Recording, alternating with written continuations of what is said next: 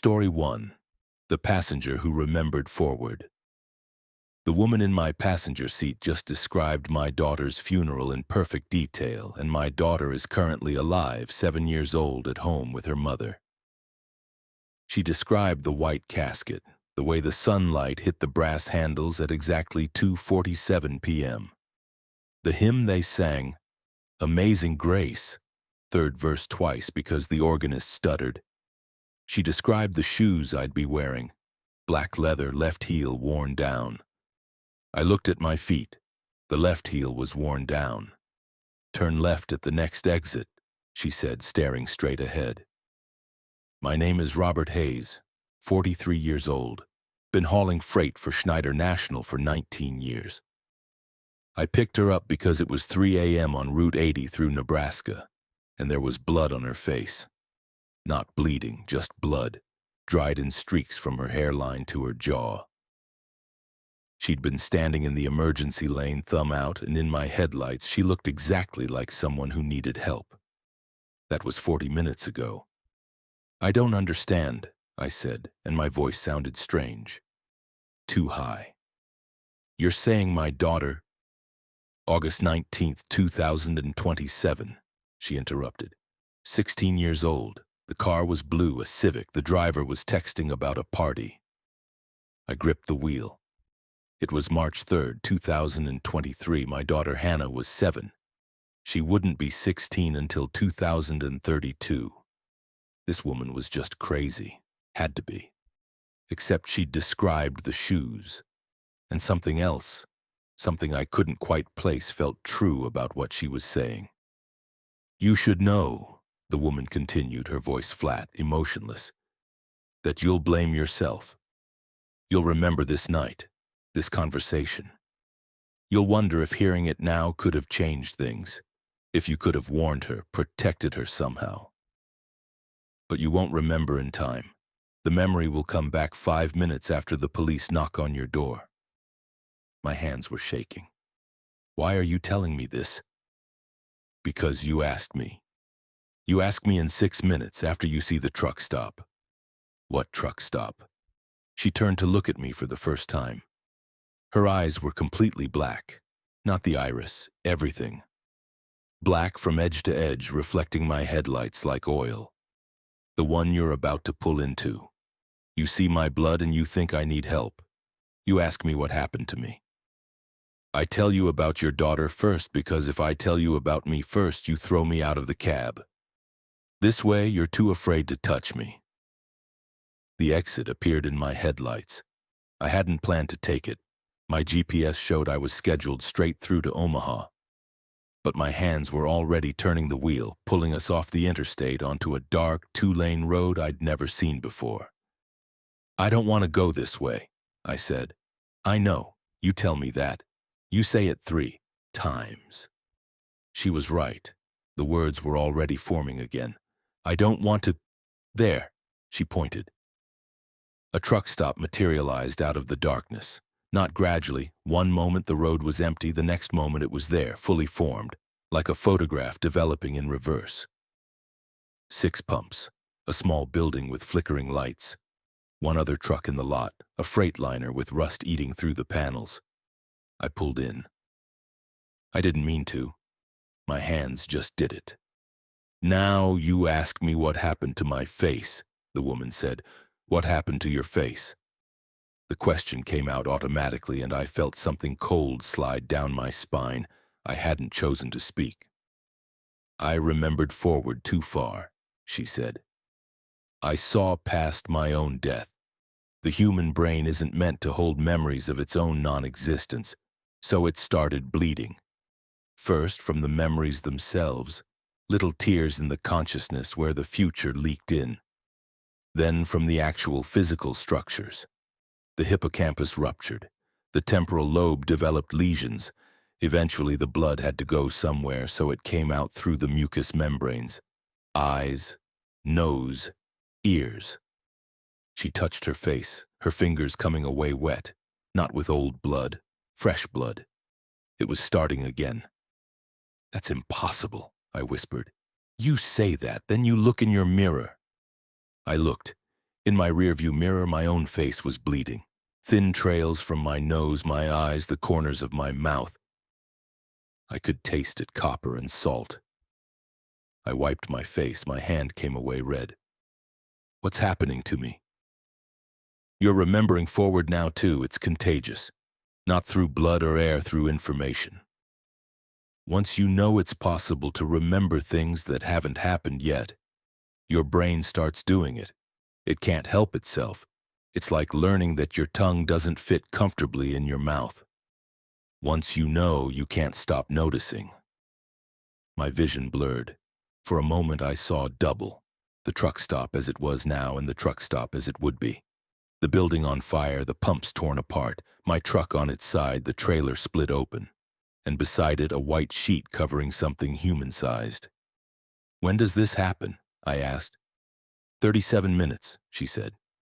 You try to drive away, but you've been here before in the future, so your body knows the path.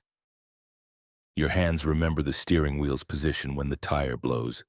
Your foot remembers the brake pedal's resistance before the line ruptures.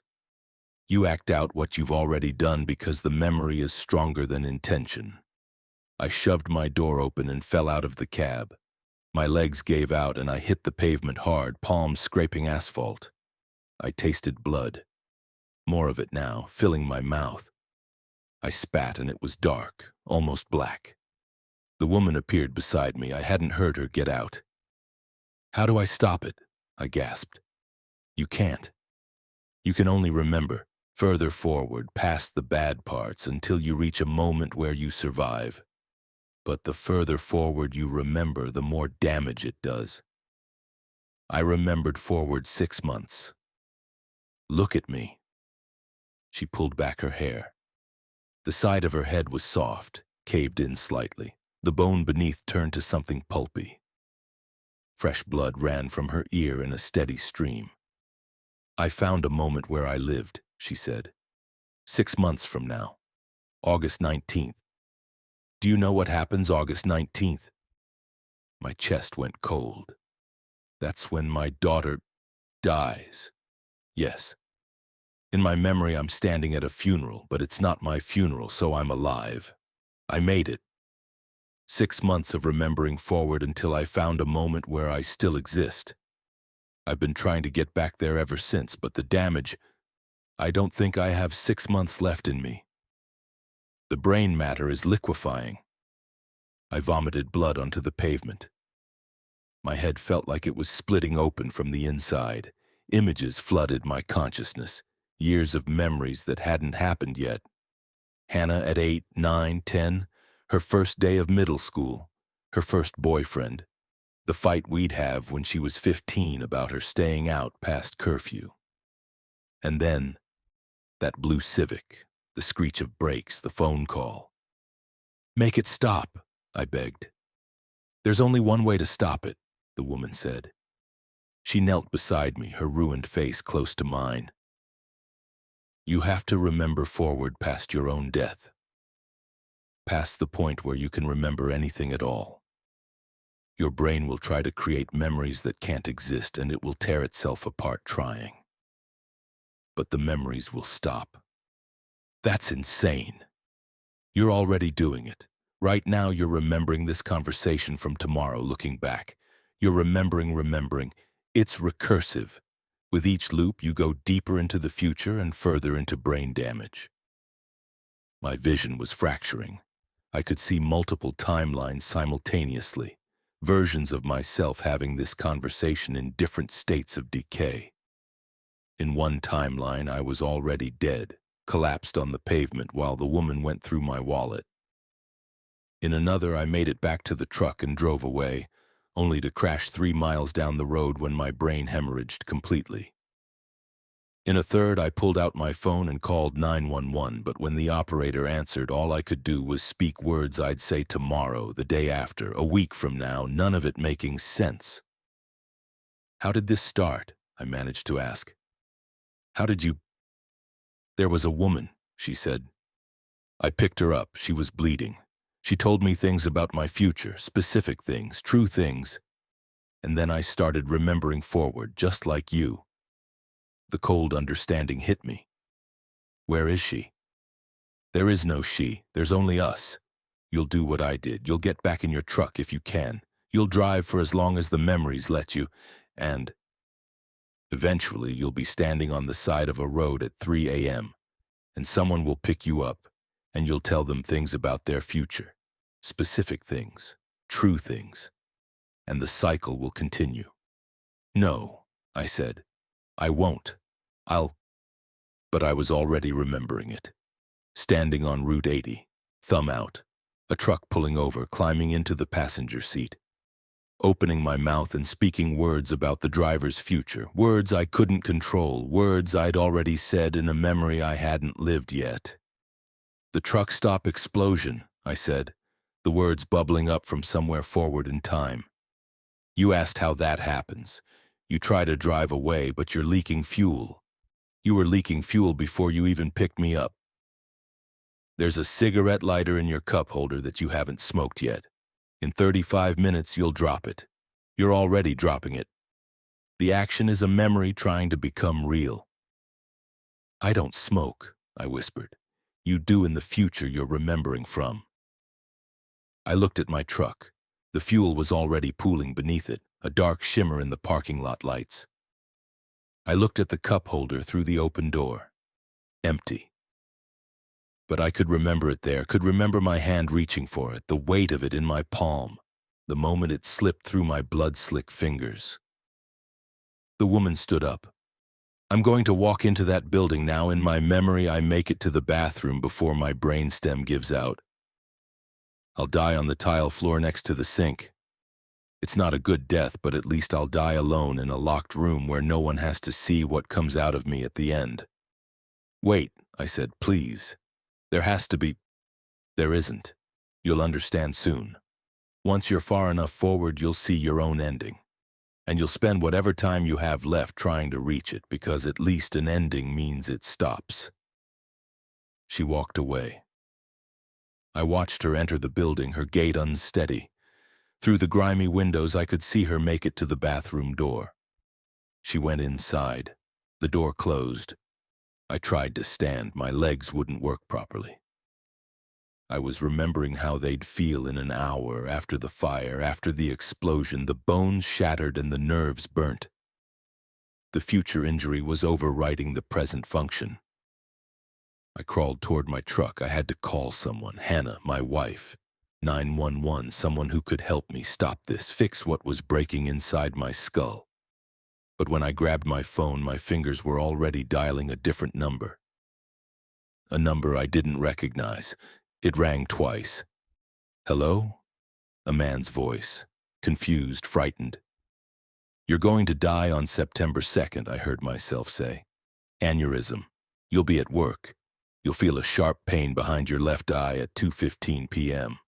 You'll think it's a migraine. It isn't. You'll be dead before you hit the floor. Your wife is named Jennifer. She's pregnant but doesn't know it yet. The baby will be a girl. She'll grow up without knowing you. Who is this? How do you... I hung up. I didn't want to. My hands just did it. They were already remembering the motion, the press of the button, the screen going dark. I looked at my truck, the fuel, the lighter that would appear in my hand whether I wanted it or not. 33 minutes now. I could feel it, could remember the heat, the concussion, the moment when the fire found the diesel and turned the whole truck stop into a crater. I could remember dying, but I could also remember something after that. Something impossible, standing on the side of Route 80, thumb out, waiting for someone to stop. You can't remember anything after you die. The woman had said that. Your brain tears itself apart trying. But I was already remembering it. The roadside, the truck pulling over, the driver's face when I climbed in. And I was remembering what I'd say, the specific details of their future I'd speak, details I couldn't possibly know but did because I'd already said them, would say them, was saying them now across time in every direction at once. The blood was coming faster now, from my eyes, my nose, my ears. I could feel something warm leaking from my tear ducts that wasn't quite blood anymore, something thicker, gray-pink, brain matter liquefying and finding the easiest exit.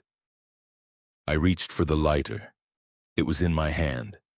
I didn't remember picking it up, but there it was, solid and real, and moving toward the fuel puddle because that's what I was remembering doing. Please, I whispered to myself, to the universe, to whatever force was making this happen. Please let me stop. But I couldn't stop. I was already remembering the roadside, the next truck, the next driver. Hannah's funeral, where I'd be standing with blood running down my face, speaking to mourners about their own deaths, unable to control the words. The lighter fell. I watched it tumble through the air in slow motion.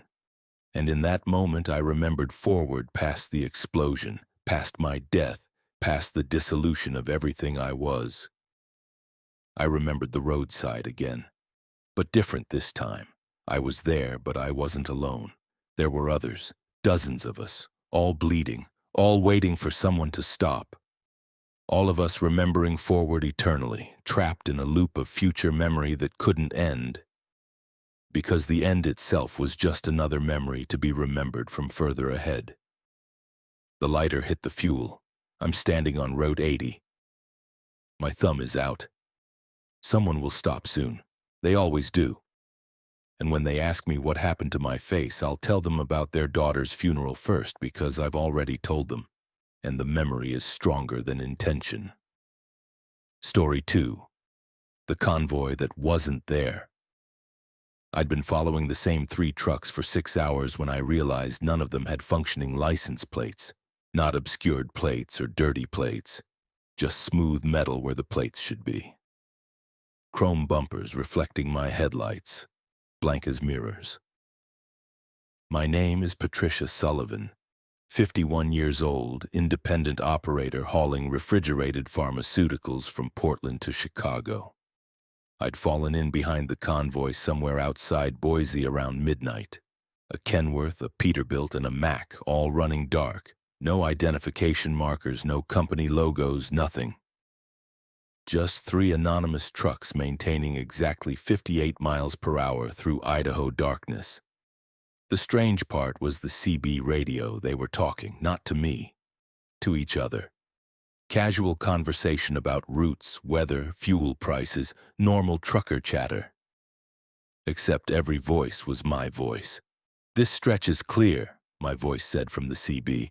"No bears for the next 40 miles. "Copy that," my voice responded. "Reefer's running cold, temperature holding steady." "Same," my voice confirmed. "Should make Chicago by 0600. I keyed my mic. "Breaker 19, this is Big Red Delivery. Who am I talking to?"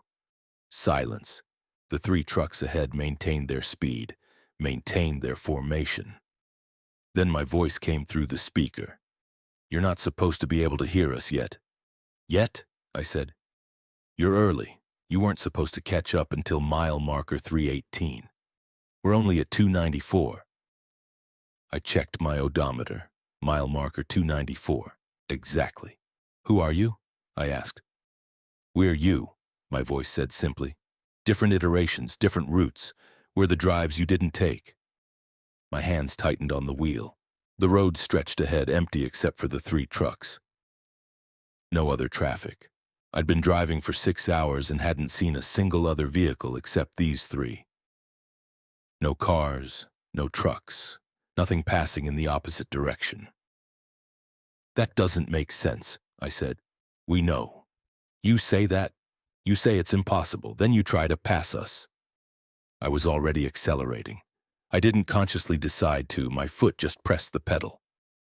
The speedometer climbed. 60, 65, 70.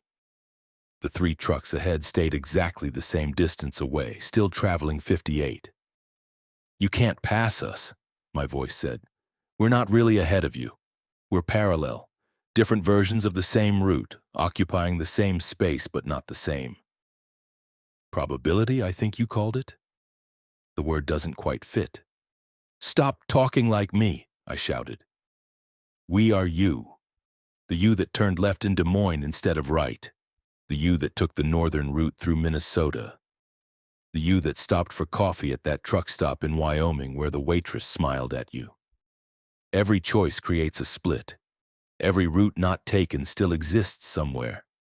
And right now you're close enough to the probability threshold that we're bleeding through. I yanked my wheel, left, pulling into the passing lane. The Kenworth, the lead truck, moved with me, not following, just suddenly occupying the space I was trying to enter. I swerved back, my trailer fishtailed slightly. Jesus Christ, I breathed. No, my voice said. You're not supposed to say that. You're supposed to say this isn't real, you're off script. What script? The sequence of events that leads to... The radio cut to static, then back. Never mind. You'll find out at mile marker 318. Mile marker 298 flashed by, then 300. The trucks ahead maintained their impossible formation. I tried slowing down. They slowed with me. I tried speeding up. They accelerated in perfect sync. Always the same distance ahead, always blocking any path around them. My CB crackled. Do you remember the woman in Cheyenne? My voice asked. I did. 2 years ago. An old woman at a rest stop who'd grabbed my arm and told me I'd die on this highway. I'd laughed it off. Crazy lady. She wasn't crazy, my voice said. She was another iteration, one that made it further than most, far enough to see how it ends. She tried to warn you. Warn me about what? About mile marker 318, 302, 305, 308. The highway was completely empty now, not just no traffic, no scenery. The landscape on either side had faded to black, not darkness, absence. Like the world simply didn't exist beyond the narrow strip of illuminated road. Where is everything? I asked. We're between, my voice answered. Between choices, between routes, the other iterations, the ones where you turned left instead of right, where you stopped for coffee, where you never became a trucker at all. They're collapsing into this one, converging, all of us heading toward the same endpoint. Why? Because at mile marker 318, all versions of you make the same choice. Every route leads there. Every decision, no matter how different, terminates at the same coordinates. It's a probability sink, an inevitable outcome. 310. My heart was hammering. The 3 trucks ahead started to change, or maybe they'd always looked like this and I was only now able to see it. The Kenworth's trailer was torn open, the doors hanging by twisted hinges. The Peterbilt's cab was crushed, the roof caved in. The Mac was burnt, paint bubbled and black. What happened to you? I whispered. Different things, my voice said. Blowout, collision, fire, but it all happens at 318. We all die at 318, and so do you. No, I said. I'm not, I'll stop. I'll turn around. You can't. There's nothing behind you. I checked my mirrors. The road behind me was gone, just blackness pressing up against my trailer doors. When I'd last looked, the highway had been there. Now it wasn't. There was only forward 314. The 3 trucks were disintegrating. The Kenworth's cab was peeling apart, metal curling like paper in flame. The Peterbilt's wheels were warping, turning oval. The Mac was fading, becoming translucent. Through its trailer walls I could see boxes. My boxes, pharmaceutical shipments, the same cargo I was hauling. We're you, my voice said again. Every version, every route, all collapsing into the prime iteration. Into you. The one who survives long enough to reach 318. I don't want this, I said. Neither did we. But it's already happening. You feel it, don't you?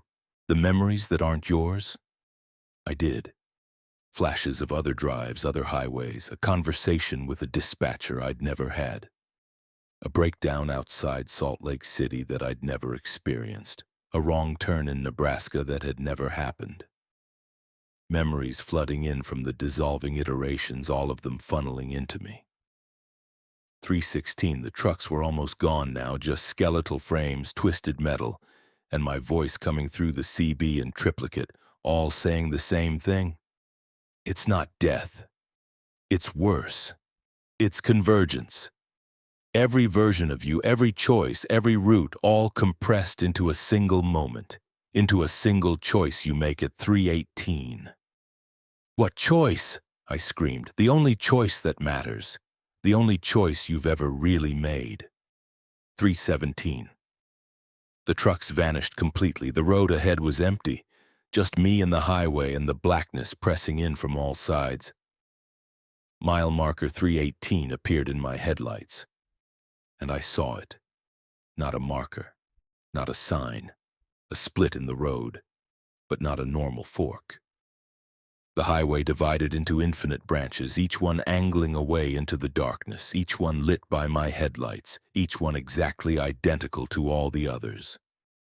An impossibility of roads, all diverging from a single point, all leading to different destinations that were somehow the same destination.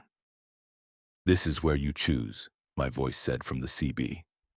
Not three voices now. Infinite voices, all me, all speaking in perfect unison. Every iteration reaches this moment, and every iteration makes a choice. But the choice creates new iterations which reach this moment, which choose, which create more iterations. It's infinite recursion. You've been here before, you'll be here again. Every version of you is always here, always choosing, always splitting into more versions that choose again. I hit the brakes. My truck didn't slow. The speedometer held steady at 58. The splits in the road were getting closer. 10 seconds, 5. You can't stop, my voices said. You can only choose. Choose what? I sobbed. Which road to die on? The splits rushed toward me. I saw myself in each one. Countless versions of my truck, each one taking a different branch. Each one diverging into its own probability, its own route, its own ending. I saw the blowout that would kill the iteration that turned left. The collision that would kill the iteration that turned right. The fire, the jackknife, the bridge collapse, every possible death spreading out like a tree of inevitability. And I understood. There was no route where I survived. Every choice led to 3:18, and every choice at 3:18 led to death. And every death created a new iteration that would reach 3:18 again, forever. An eternal moment of choosing which doom to drive toward. Please, I begged to my own voices, there has to be a way out. There is, my voices said. Don't choose. What? Don't choose, don't turn, don't swerve, stay straight. Let the roads split around you instead of splitting yourself across the roads. What happens then? We don't know. No iteration has ever done it. We've all chosen, we've all split, we've all died. But you're the prime iteration, the one all the others collapsed into. You have all our memories, all our experiences, all our choices. Maybe that's enough weight to punch through. Maybe you can go straight while the road diverges. Maybe you can be the iteration that doesn't split. The branches were here. I could feel the road pulling at my tires, trying to force me left or right or any of the infinite directions that led to death. My hands fought the wheel, trying to turn. My survival instincts screaming to choose something, anything, because choosing felt safer than staying still. But I didn't turn. I held the wheel straight and drove directly into the split. The road tried to divide beneath me. I felt my tires hit infinite surfaces simultaneously, each one trying to pull me in a different direction. My truck should have torn apart, should have split like the road, each piece taking a different branch into a different death. Instead, the world inverted. The blackness rushed in, not around me, through me. I felt every iteration collapse simultaneously. Not into me, but through me, passing like ghosts, like memories, like roads not taken. Thousands of versions of Patricia Sullivan, all dying at once, all of their deaths happening in the same moment, but none of them happening to me. I was the eye of the storm, the single point that held still while everything else spun into chaos. and then I was through. The road was normal, single lane, solid yellow line, mile marker 319 reflecting in my headlights. The blackness was gone. The landscape was back, hills and trees and the normal Idaho darkness. My CB was silent. I checked my mirrors. The road behind me was there, solid and real. I tried slowing down. My truck actually slowed. I tried accelerating. The speedometer climbed. I was in control again. I drove for another hour in complete silence before I found a rest stop. I pulled in, hands shaking, and sat in my cab trying to process what had happened. My phone rang. Unknown number. I almost didn't answer, but something made me pick up. "Hello?" I said. "Patricia?" The voice was mine. "This is you. I'm calling from mile marker 318. "That's impossible. I just passed 318. I made it through." "I know. I'm the iteration that chose left. I've been calling every iteration that makes it through. There are 17 of us now. 17 versions that didn't choose, that drove straight through the split. Why are you calling?" "To warn you. The split isn't just at 318, it's everywhere. Every mile marker, every choice, every moment. You drove through this one, but there are infinite others. And now that you know they exist, you'll start seeing them. Every time you approach a choice, you'll see the probability branches. Every turn will look like a split into infinite roads." "No," I whispered. "Yes, I'm looking at one right now. Mile marker 319, the road is splitting again. And I don't think I can drive straight through twice. I don't think any of us can. We're seeing too much now, too many possibilities, too many routes. It's paralyzing. I can't choose because I see where every choice leads. I'm just sitting here at 319, watching the splits multiply." "Don't stay there," I said. "Drive through it like before." "I can't. The knowledge is too heavy. All those other iterations, all their memories, all their deaths, I'm carrying all of it.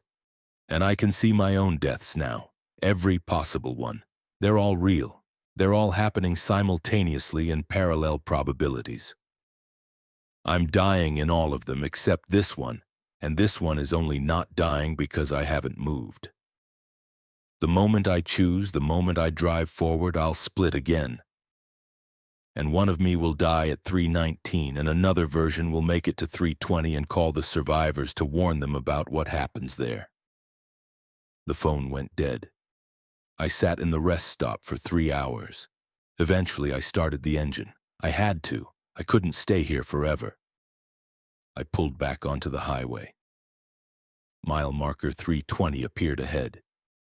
The road split into infinite branches. I see them all now, every mile marker, every moment.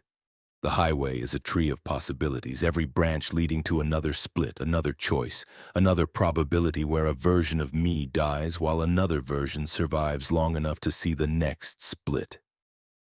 I'm driving 58 miles per hour. I've been driving 58 miles per hour for days, maybe weeks, maybe years. Time doesn't work right when you're seeing all the routes simultaneously. I think I'm still heading toward Chicago, but I'm not sure. Every sign points in every direction. Every exit leads to infinite destinations. And behind me, I can hear them on the CB. All my voices, all my iterations, all calling each other from different mile markers, warning about the splits to come. We're all driving toward the same place. We're all driving toward every place. And none of us know which iteration is real anymore, or if reality even matters when every possibility exists simultaneously. The road splits again, I drive straight. The road splits again, I drive straight. The road splits again. Story 3. The load that changed weight. The manifest said 18,000 pounds. The scale at the weigh station said 47,000 pounds. I hadn't stopped. I hadn't loaded anything. I'd driven straight through from Sacramento, and somehow my cargo had gained 29,000 pounds in 6 hours. My name is Marcus Chen, 38 years old, driving for J.B. Hunt, Specialized Freight. The load was medical equipment, MRI machines supposedly. 3 units carefully crated, loaded by professionals in Sacramento. I'd watched them secure everything, checked the weight myself before leaving.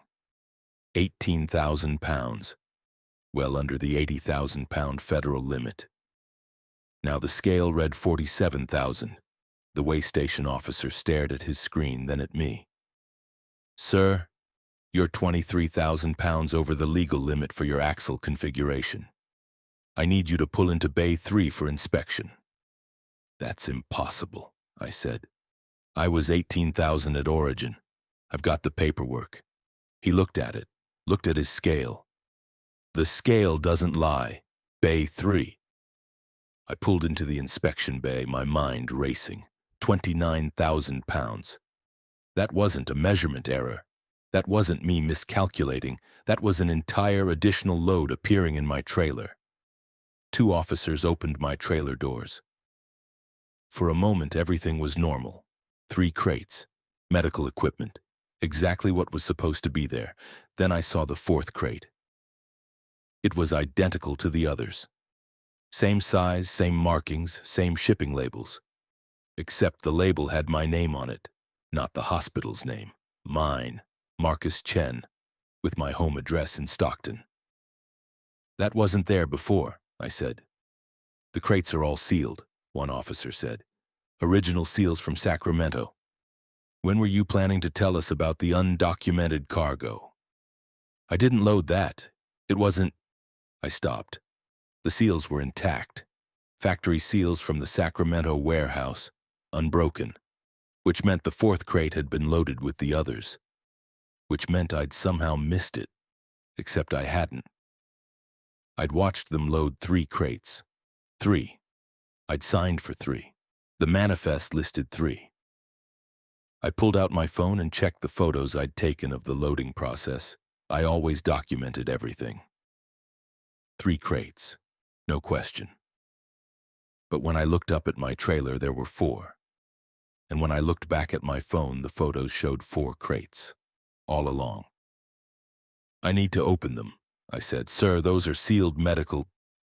I need to open them right now. Something in my voice made them step back.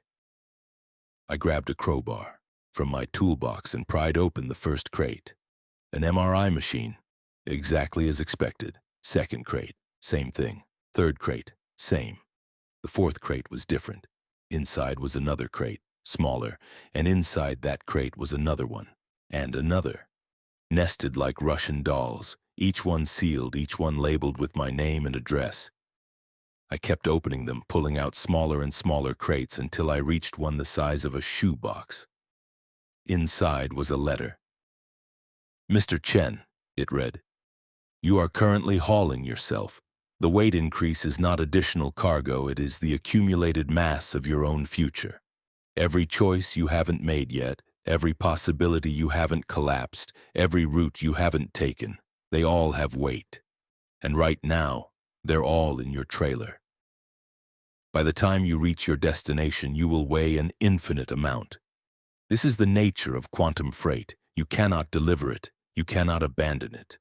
You can only carry it until the weight becomes so great that you and the cargo become indistinguishable. We're sorry. We should have told you before you accepted the load. But if we had, you wouldn't have accepted it. And then we would have had to ship someone else's future instead. It was signed J.B. Hunt Quantum Logistics Division. I'd never heard of a quantum logistics division. I looked at the officers. They were frozen, not moving, not blinking, stationary like mannequins. I waved my hand in front of one's face. Nothing. Time had stopped. Everything except me and the truck. I climbed back into the cab. The scale now read 73,000 pounds. I'd gained another 26,000 pounds in the 5 minutes I'd spent opening crates. My CB crackled. Breaker 19, this is Quantum Dispatch. Marcus Chen, you need to keep moving. What the hell is happening? I said. You're hauling unstable cargo. The longer you stay stationary, the more it accumulates. The weight is increasing exponentially. You need to deliver it before it exceeds critical mass. Critical mass? This is medical equipment. No, it's not. Check your manifest again. I pulled it out. The words were different now. 1 unit Marcus Chen. Complete probability matrix, all potential futures. Origin, Sacramento, CA. Destination, the place where Marcus Chen ceases to have multiple futures. Fragile, do not stop. This is insane, I whispered. You accepted the load. You signed the contract. In the fine print, section 47, subsection 12, paragraph 9, driver acknowledges that some freight exists in superposition and may not adhere to classical physics. Driver accepts responsibility for quantum cargo and all associated paradoxes. I didn't read that. Nobody does. Now drive. The weight is at 80,000 pounds. I looked at the scale. 80,000 exactly, the maximum legal limit, and climbing. I started the engine. The frozen way station officers didn't move. I drove past them back onto the highway. The moment I crossed the way station boundary, time resumed. I checked my mirrors. The officers were moving again, going about their business, no memory of me or my truck. 82,000 pounds, 85,000, 90,000. My truck was groaning, the suspension was compressing, the tires were bulging. I could feel the weight, feel the frame beginning to flex. How do I deliver this? I shouted at the CB. You have to make a choice, Quantum Dispatch said. Every time you make a definitive choice, you collapse part of your probability matrix. The weight decreases, the futures you didn't choose stop existing in the cargo. What kind of choice? Any choice, large or small. Something that eliminates possibilities. For example, what are you going to have for dinner tonight? I don't know, whatever. Wrong. That's not a choice. That's leaving the possibilities open. The weight just increased. Choose specifically right now. What will you eat tonight? Pizza? What kind? I don't... The truck lurched. 100,000 pounds. My rear axle was dragging. Pepperoni, pepperoni pizza. The weight dropped. 95,000 pounds. Good, Dispatch said. 5,000 pounds of all the dinners you might have eaten just collapsed into a single reality. Keep going. Make more choices. What do I choose? Everything. What time will you wake up tomorrow? What route will you take after you deliver this load? When will you call your mother next? What will you say to her? Will you quit this job? Will you get married? Will you have kids? Every question you've been avoiding, every decision you've postponed, choose now. Choose definitively, or the weight will keep increasing until your truck collapses into a singularity. I was hyperventilating. The weight was back up to 98,000 pounds. The truck was shaking, metal screaming. I'll wake up at 6 a.m., I said. I'll take Route 80 back to Sacramento. I'll call my mother on Sunday at 10 a.m. I'll tell her I'm doing fine. The weight dropped to 92,000. I'll keep this job. I'll ask out Rebecca from Dispatch. We'll get married in 2 years. We'll have 2 kids, a boy first, then a girl. I'll name him David. I'll name her... Wait, Dispatch interrupted. Don't choose too fast. Some of those futures are entangled. If you collapse them in the wrong order, you'll create a paradox. Too late. The weight spiked, 115,000 pounds. My trailer hit the pavement, scraping, throwing sparks. What did I do? I screamed. You chose to marry Rebecca, but Rebecca doesn't exist in the timeline where you keep this job. She works at J.B. Hunt Quantum Logistics, which only exists if you quit Standard Freight and apply for the Quantum Division. You just collapse 2 mutually exclusive futures into the same cargo. They're fighting for existence. The weight is the paradox trying to resolve itself. My speedometer was dropping. 50 miles per hour, 40, 30. The weight was dragging me to a stop. How do I fix it? Unchoose one of them, but you can't. Once a choice is made in the quantum freight system, it's locked. You've committed to marrying Rebecca in a timeline where you never meet her. The only resolution is for the cargo to force the reality to match the choice. What does that mean? The trailer ripped open, not from stress, just opened, like invisible hands had torn it apart. Inside, the crates were gone. Instead, there was a woman standing in the empty trailer. She looked confused, frightened. "Who are you?" she called out. "Marcus Chen," I said. "Who are you?" "Rebecca Torres." I don't know where I am. I was at home, in Sacramento. And then I was here, inside a truck. Your truck." She looked at her hands. "I feel wrong, like I'm not completely real, like I'm—" She faded slightly, becoming translucent. "Like I'm just a possibility that someone chose into existence." "Oh God," I whispered. The weight was dropping. 100,000, 95,000, 90,000. Every pound I lost, Rebecca became more solid, more real. She was literally being constructed from the collapsed probability weight. My choice to marry her was pulling her into existence, building her from the futures I'd eliminated. "What's happening to me?" she asked, and I could hear the terror in her voice. "I chose you," I said. "I chose a future where we get married, but that future didn't exist yet. So the quantum cargo is creating you from possibility, from weight." She looked down at herself. "I have memories, a childhood, friends, a job, but they're fuzzy, like someone else's memories, like I'm filling in details as I think about them." She met my eyes. "I'm not real, am I? Not originally, I'm just what you decided I would be. 85,000 pounds, 80,000, 75,000. Rebecca was fully solid now, completely real, and she was crying. "I don't want this," she said. "I don't want to be someone's choice. I want to be my own person." "I'm sorry," I said. "I didn't know. I didn't understand what I was—" "Quantum dispatch to Chen," the CB crackled. "Your weight is stabilizing. 72,000 pounds, but you have a new problem." "What?" "Rebecca Torres is a reality paradox. She exists because you chose her, but she has free will. If she makes choices that contradict your original choice, if she decides not to marry you, the paradox will recalculate. The weight will return, possibly doubled." I looked at Rebecca. She was staring at me with a mix of horror and anger. "I would never marry you," she said quietly.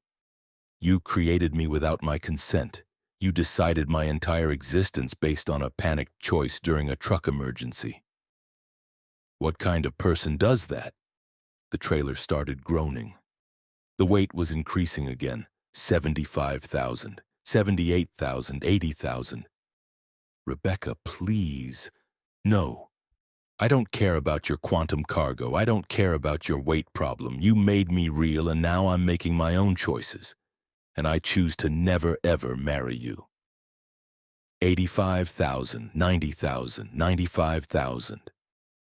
"Dispatch, what do I do?" I shouted. "Unchoose her. Make a different choice about the future. Collapse a different probability." "How?" "Choose that you never asked her out. Choose that you stay single. Choose a future where she doesn't exist." I looked at Rebecca. She was real. Fully, completely real, with her own thoughts and fears and agency. "I can't," I said. "I can't unchoose a person." "Then you'll both die when the weight exceeds your truck's maximum capacity." 100,000, 105,000, 110,000. The frame was buckling. The tires were exploding one by one. Rebecca climbed out of the trailer and ran to my cab. "What happens if you unchoose me?" "I don't know. You stop existing? Return to possibility?" "Do it," she said. "What?" "No. I don't want to exist like this. I don't want to be someone's collapsed probability. I'd rather be a possibility again. At least then I'm not trapped in someone else's choice." 115,000. My windshield cracked. The steering wheel was bending. "Rebecca, do it now!" I closed my eyes. I choose to stay single. I choose never to ask out Rebecca Torres. I choose a future where I never meet her. I choose... The weight dropped instantly. 70,000, 60,000, 50,000. When I opened my eyes, Rebecca was gone. The trailer was intact. The crates were back. 3 crates. Just 3. The manifest showed 18,000 pounds. Everything was normal. Except I could remember her. I could remember the conversation, the terror in her eyes, the moment she chose non-existence over being someone's quantum construct. "Dispatch," I said quietly. "Did that really happen?" "Affirmative. Rebecca Torres existed for approximately 8 minutes. She is now a collapsed possibility. She never was." "But I remember her." "You collapsed her. The choice is yours. Therefore, the memory is yours. She exists nowhere else." I drove the rest of the route in silence, delivered the MRI machines to the hospital in Denver, signed the paperwork. Everything normal. But when I got home, I found something in my glove compartment that hadn't been there before. A photo. Me and Rebecca at a wedding. Our wedding. Both of us smiling. On the back, in handwriting I didn't recognize, "I chose to leave you one memory so you'd know I was real, so you'd know what you did. RT." I carry that photo with me now. Every load I haul, I wonder if it's really cargo or collapsed possibilities. Every choice I make, I wonder if I'm creating someone, uncreating someone, forcing realities into existence that don't want to be. The manifest still says medical equipment, but my truck keeps getting heavier. Story 4. The rest stop that looped. I've been parked at the same rest stop for 9 days. I've left 47 times. I always end up back here. My name is James Davidson, 29 years old. Owner-operator, dry goods freight. I pulled into this rest stop off Interstate 90 in South Dakota on March 7th, 2023 at 3:42 a.m. I needed to sleep. 4 hours, maybe 5. Then back on the road to Minneapolis. That was 9 days ago. Or maybe it was 9 hours. Time works differently here. The first time I left, everything seemed normal. I slept 6 hours. Woke up at 9:30 a.m., grabbed coffee from the vending machine, burned my tongue, still have the blister. Started my truck, pulled onto the highway, drove for approximately 8 minutes. Then I was parking at the rest stop again. 3:42 a.m. No memory of turning around, no missing time, just driving down the highway, blink, parking in the same spot I'd just left. I thought I'd fallen asleep at the wheel. Micro-sleep. I dreamed the departure, so I tried again. Same thing. Left the rest stop, drove 5 minutes, blink, parked again. 3:42 a.m. Third time I paid attention, watched the clock, watched the mile markers. I made it 11 miles past 3 highway exits, saw other cars, other trucks, everything normal. Then the road curved. Nothing dramatic, just a gentle bend to the left. I followed it, and when I came out of the curve, I was pulling into the rest stop parking lot. The same spot, 3:42 a.m. Except the curve hadn't led toward the rest stop. It had led away. The rest stop was behind me. I'd checked my mirrors. Fourth time, I tried going the opposite direction. Got onto the highway heading west instead of east. Drove for 19 minutes, no curves. Straight road. Then a sign. Rest area 1 mile. I wasn't near any rest area, but I followed the signs anyway. Pulled into the parking lot, same spot. 3:42 a.m. Fifth time, I didn't get on the highway at all. I drove through the rest stop parking lot to the service road that ran parallel to the interstate. Followed it for 30 minutes, watching my GPS show steady progress away from the rest stop. My GPS showed me 23 miles away. Then I passed a sign. "Welcome to Rest Area 47. I pulled in. Same lot, same spot. 3:42 a.m. I stopped trying to leave and started documenting. The rest stop has 12 parking spaces. Mine is number 7. There are bathrooms, vending machines, a covered picnic area, and an information kiosk with maps. All normal. All exactly what you'd expect. But there are no other people. I've been here 9 days. No other trucks have pulled in. No cars, no maintenance workers. The vending machines are fully stocked. The bathrooms are clean. But I never see anyone cleaning them. I never see anyone stocking the machines. I've tried calling for help. My phone shows 5 bars. Full signal. But every call I make connects to the rest stop information kiosk. The phone there rings.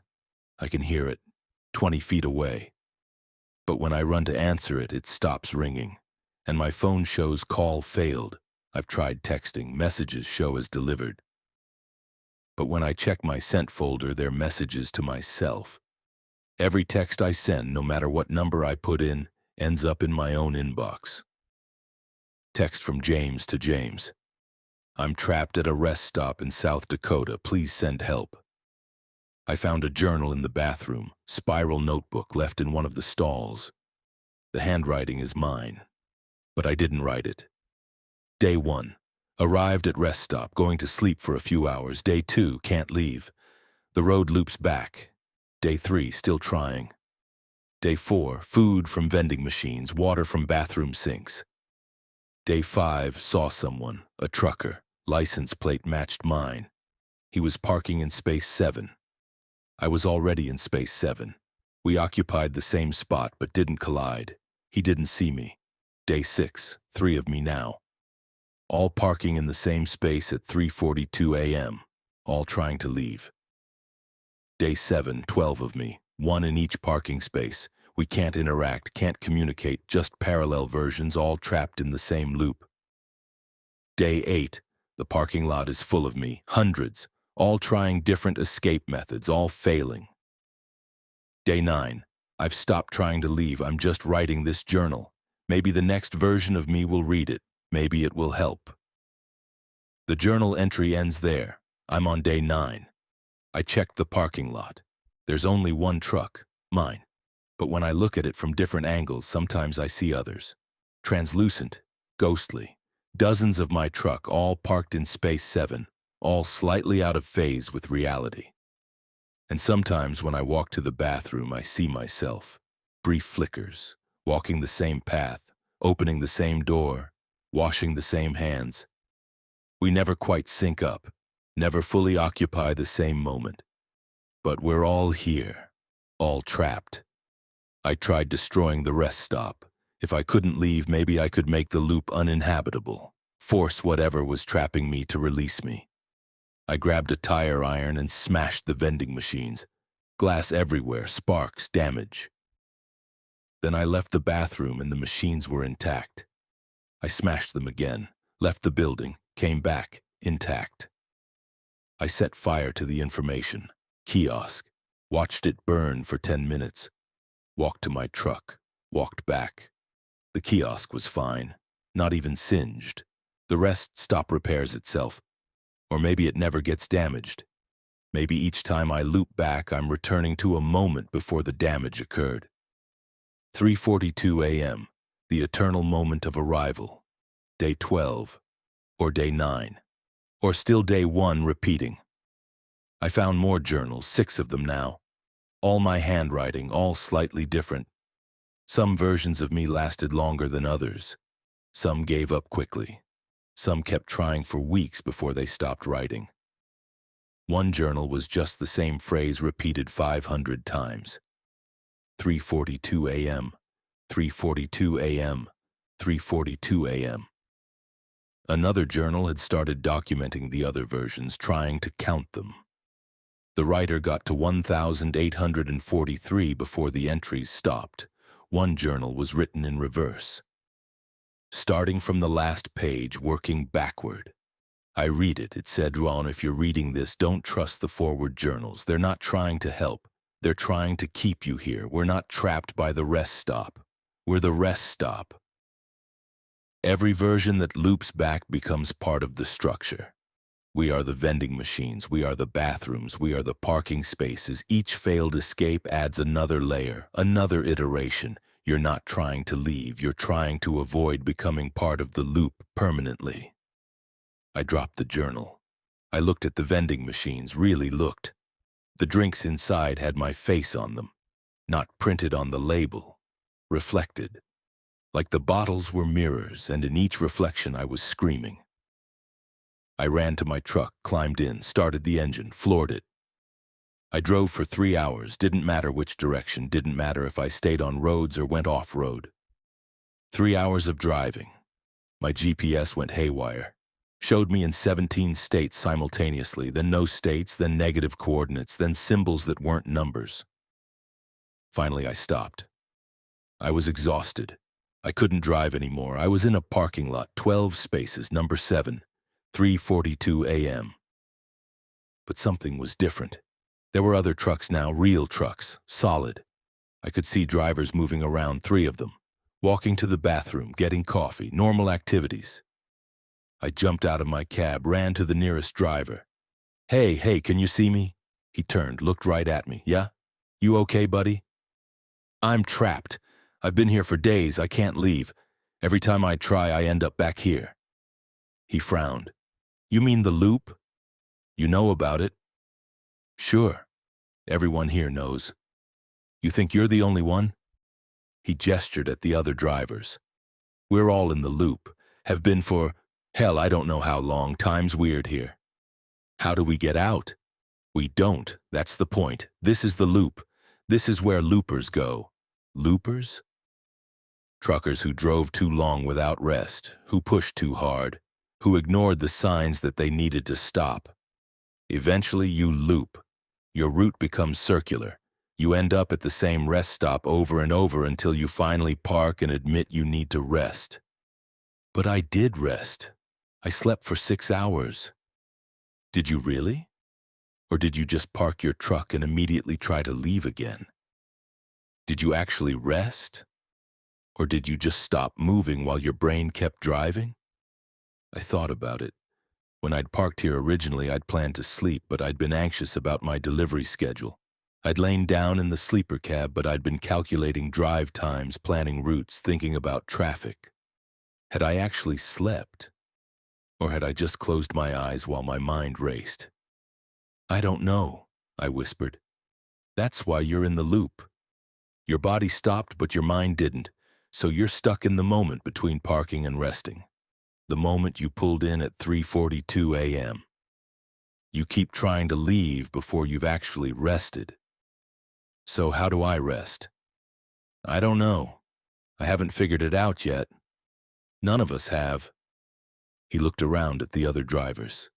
We're all here, all parked, all trying to remember how to rest, how to stop driving even when we're not moving. I walked to my truck in a daze, climbed into the sleeper cab, lay down. I tried to rest, tried to clear my mind, stop planning, stop calculating, just be still. But I couldn't. My brain kept driving, kept route planning, kept optimizing. Even lying still, I was moving. Always moving. 3:42 a.m. I got up, walked to the bathroom, found another journal, my handwriting. You can't rest because you've forgotten how to stop. You've been driving so long that movement is your default state. Stillness feels like death. So your mind loops rather than stopping completely. You'd rather be trapped in an eternal moment of almost resting than actually rest. Because if you stop, really stop, you're afraid you'll never start again. I stared at the words. Was that true? Was I so dependent on movement that I couldn't tolerate actual rest? I went back to my truck, lay down again. This time I didn't try to stop my thoughts, I just let them drive. Let my mind route plan and calculate and optimize. Let it be in motion while my body stayed still. Slowly, gradually the thoughts slowed down. The routes became less defined, the calculations less urgent. My mind was still moving but slower, gentler. Like coasting downhill instead of accelerating. I felt myself drifting, not sleeping, not yet. but approaching it, getting closer to actual rest. The truck rocked slightly, like someone had bumped it. I opened my eyes. Through my windshield I saw the parking lot. But it was changing. The other trucks were fading. The drivers were becoming translucent. The rest stop itself was losing solidity. And I was moving. Not driving, not looping back, just moving forward through time normally. The clock on my dash read 3:51 a.m. 9 minutes had passed, real minutes, not looped minutes. 3:53 a.m., 3:57 a.m., 4:02 a.m. I was escaping, by resting, by actually stopping. But then I made a mistake. I thought about the delivery schedule, about how much time I'd lost, about how far I still had to drive, about whether I could make up the time if I left right now. The clock froze. 3:42 a.m. I was back in the loop, and I understood. The loop wasn't a trap, it was a protection. My mind had created it to prevent me from driving without rest. Every time I tried to leave before I was actually rested, the loop reset, sending me back to the moment of arrival, forcing me to try again. I would be here until I learned to rest, really rest. Not just stop moving, but stop thinking about moving. How long would that take? I found the most recent journal, the one I'd been writing. The last entry said, Day 3217, still trying to rest, still failing. But I'm getting closer. I can feel it. Maybe tomorrow. Maybe the next loop. Maybe I'll finally remember how to stop. Day 3217. I checked the date on my phone.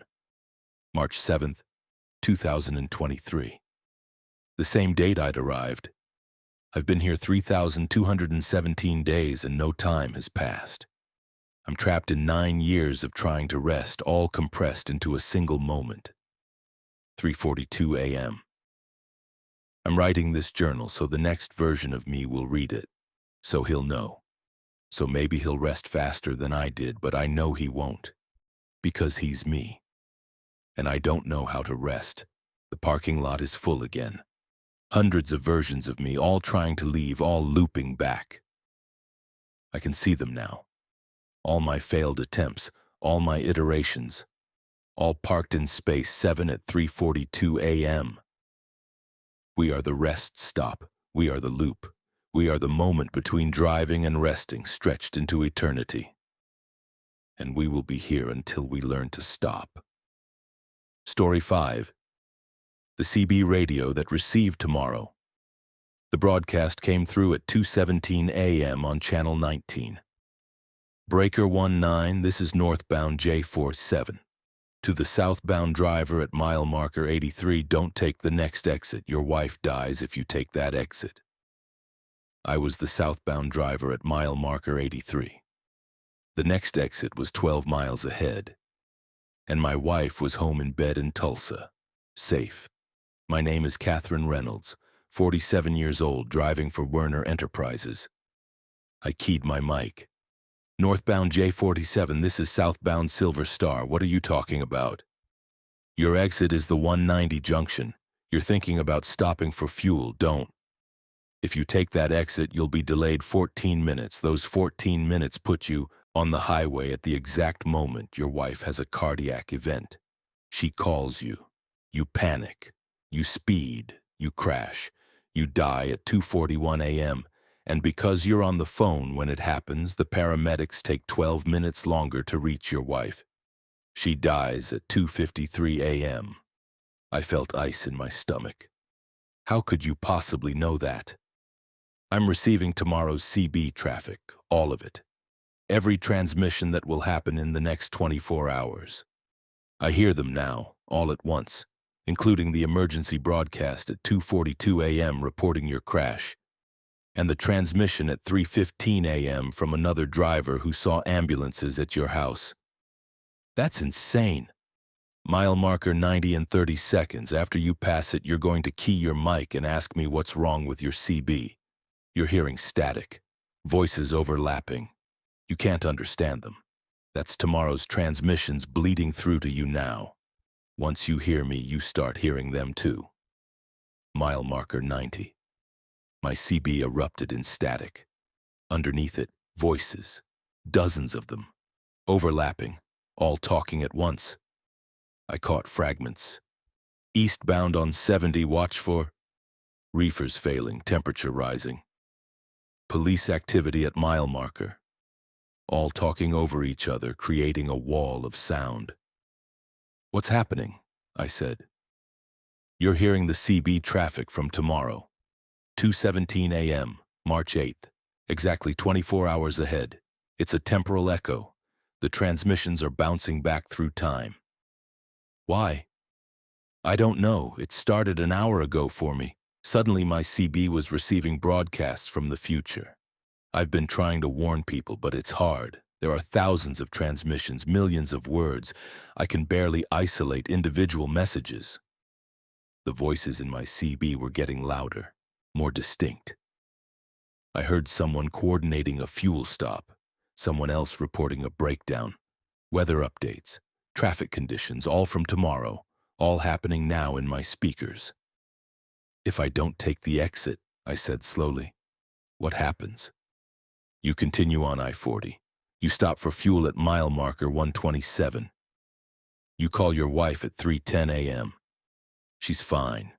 She tells you she's been having chest pains but didn't want to worry you. You convince her to go to the ER. They find a blockage. They operate. She survives.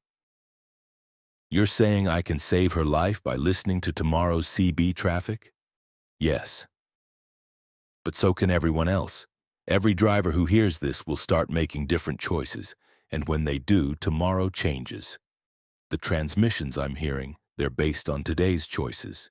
If you change your choice, tomorrow's transmissions change too. I thought about it. So the broadcasts you're hearing, they're from a tomorrow that doesn't exist yet? Correct, a probability tomorrow. The one that happens if nothing changes, but by hearing it, we change it, and the transmissions shift to match the new probability. The voices in my CB were already changing. I heard someone mention mile marker 83. Then that voice cut off mid-sentence. A new voice replaced it. Southbound Silver Star, you're going to continue past the 190 junction. Good choice. Your wife survives. But now there's a different problem. By not stopping for fuel, you run low at mile marker 115. You coast to the shoulder. While you're stopped, a drunk driver hits you at 3:03 a.m.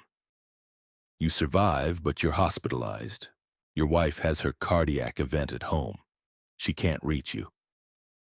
She dies at 3:27 a.m. because you're in surgery and can't answer your phone. Jesus Christ, I whispered. The timeline's branch, northbound J47 said. Every choice creates new outcomes. I'm hearing all of them. All the possible tomorrows, all broadcasting simultaneously. Your wife survives in some. Dies in others. You survive in some. Die in others. There are 17 different timelines where one or both of you make it, and hundreds where you don't. Tell me how to reach the timeline where we both live. I'm trying, but the transmissions keep changing. Every driver on this highway is hearing tomorrow's broadcast now. Everyone's making different choices. Every choice reshapes tomorrow. The timeline tree is growing exponentially. I can't track all the branches anymore. My CB was chaos, hundreds of voices, thousands, all from different tomorrows, all contradicting each other. One voice said I'd crash at mile marker 107. Another said I'd make it home safely. A third said I'd be stopped by police for a random inspection that would delay me exactly 9 minutes. The 9 minutes that determined whether I answered my wife's call in time. There has to be a way to find the right timeline, I said. There is, but you're not going to like it. Tell me. The CB broadcasts are coming from 24 hours ahead. That means the drivers transmitting those broadcasts, they're us. Tomorrow us. We're receiving our own future transmissions. If you want to know which timeline to follow, you need to wait for your own voice to tell you. I listened, through the chaos of voices trying to isolate my own. There, just for a moment, I heard myself. Catherine Reynolds, southbound Silver Star. I made it. We both made it. The key is... Static drowned it out. I heard myself, I said, but I didn't catch what I said. Keep listening. You'll transmit it multiple times. In every timeline where you survive, you try to warn your past self. You'll hear it again. I drove, listening. Mile marker 95, mile marker 100. The voices were overwhelming. I caught fragments of my own voice, but never the complete message. Don't stop it. Call her before. The drunk driver is... Pieces of information from multiple timelines, none of them complete. And then I heard something else, a different version of my voice. Catherine Reynolds, southbound Silver Star. I'm dying right now. Mile marker 109. Rolled the trailer trying to avoid a deer. My last transmission, whatever timeline you're trying to reach, it's not this one. Don't swerve for the deer, let it hit you. The deer is survivable, the rollover isn't. Mile marker 105. 4 miles until the deer. Northbound J47, I said. I'm hearing my own death. I know. I hear it too. 17 different deaths. 17 different versions of you, all transmitting their final moments. But I also hear 23 versions of you that survive. You need to figure out which choices lead to which outcomes. How?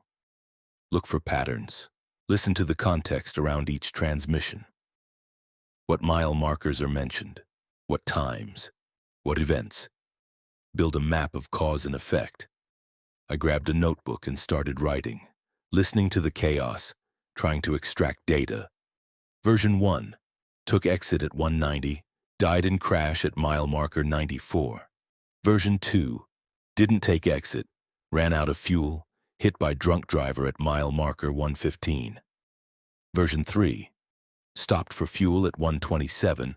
Wife had cardiac event at home but survived because I called her early. Version 4.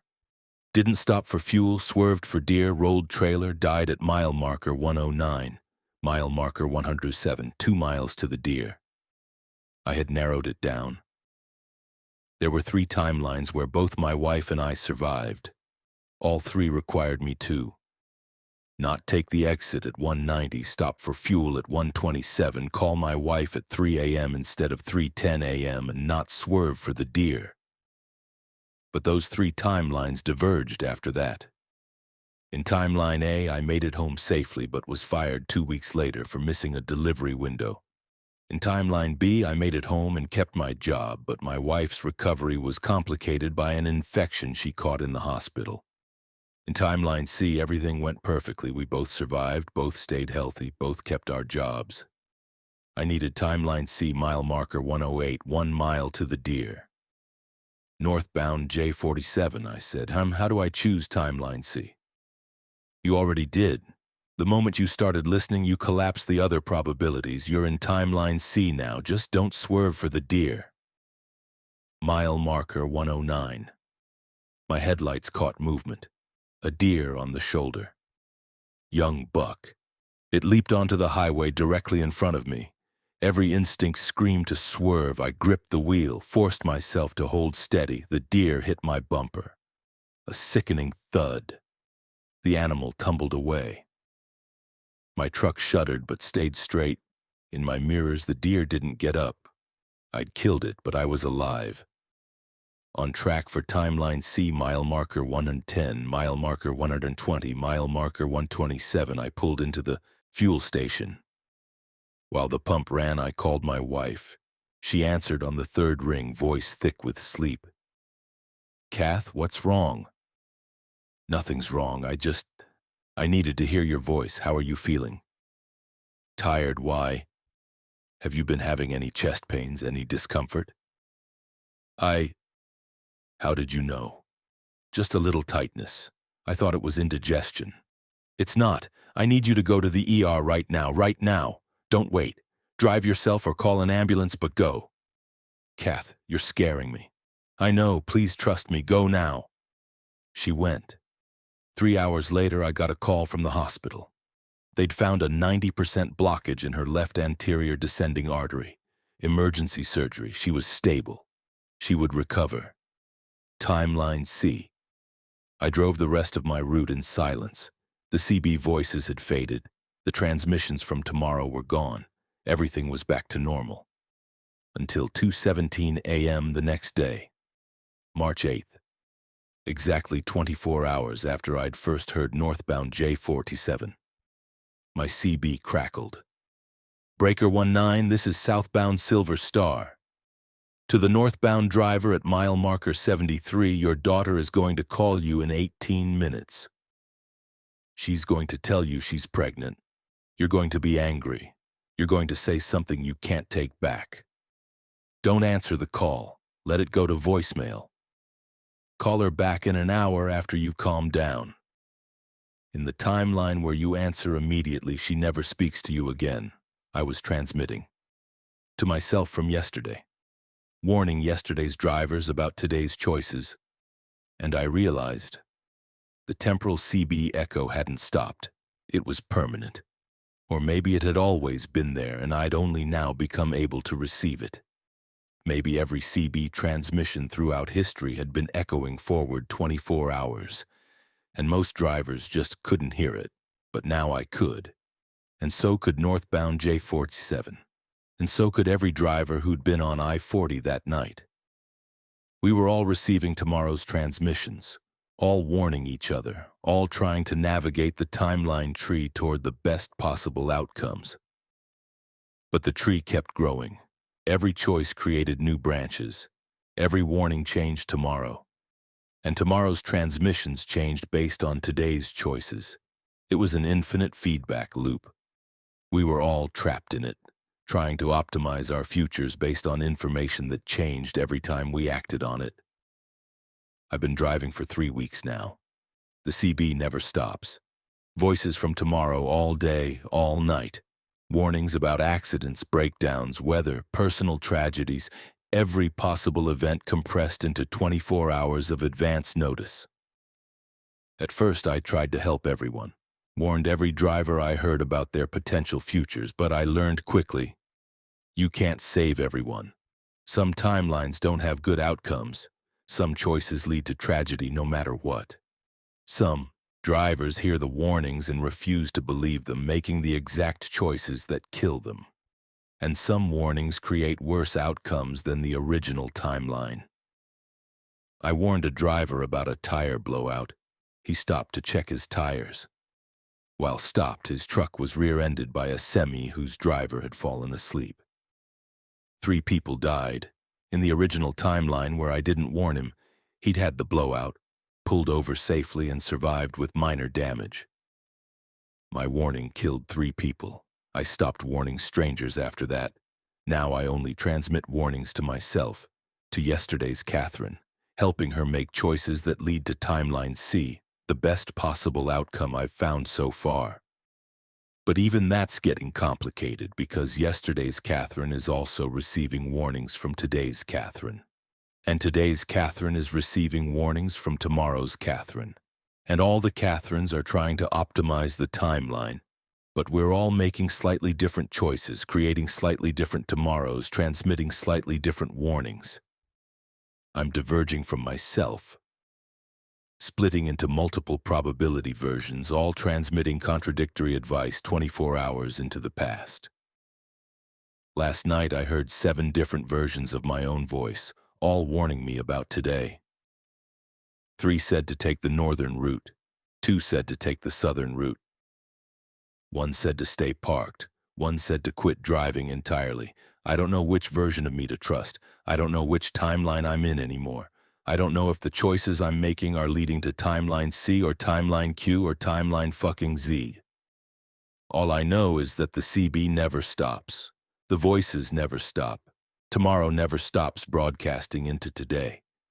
And somewhere out there, a version of me made the perfect choice, found the perfect timeline, and she's trying to transmit that information back to me, back to all the past versions of herself, trying to guide us all toward the optimal future.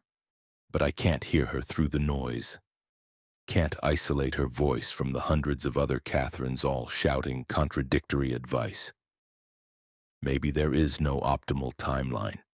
Maybe the temporal CB echo was never meant to help us. Maybe it's a punishment.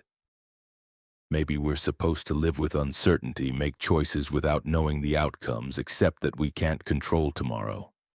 But we can hear it. We can hear every possible tomorrow, all at once, forever. And we can never stop listening. Story 6. The way station that measured souls. The scale read -47 pounds. My truck was lighter leaving the way station than when I'd entered it, and I hadn't unloaded anything. My name is Thomas Wright, 62 years old, 29 years driving for Cisco Foods. I'd stopped at the agricultural inspection station on I-5 just south of the California-Oregon border. Routine stop. Pull onto the scale, wait for the green light, continue driving. I'd done it 10,000 times. This time, the light turned red. "Driver, please pull into Inspection Bay 7, the speaker crackled. I pulled in. A uniformed officer approached, except his uniform was wrong. Not California Highway Patrol, not DOT, something else. Black fabric with silver badges that showed symbols I didn't recognize, mathematical equations, geometric shapes, things that hurt to look at directly. "Sir, do you know why we stopped you?" he asked. The scale said negative weight. "That's impossible." "Not impossible.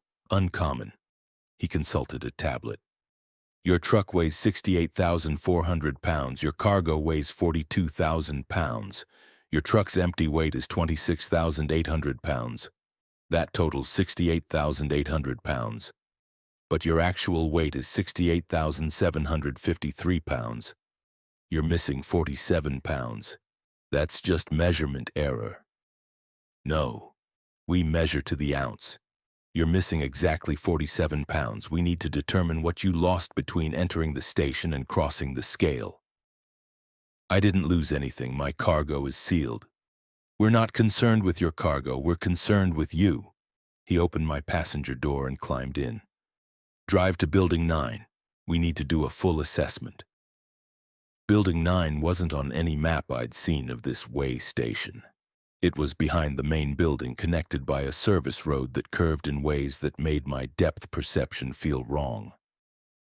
The building itself was concrete, no windows, a single door with more of those symbols. Inside was a room with a medical examination table and equipment I didn't recognize. Scanning devices, measuring tools, all labeled with that same strange symbology. "Remove your shoes and shirt," the officer said. "Stand on the platform." The platform was a scale, but not like any scale I'd seen. It had multiple readouts, weight, temperature, and other measurements labeled with words that weren't quite English. Ontological density, probability mass, conscience weight. I stood on it.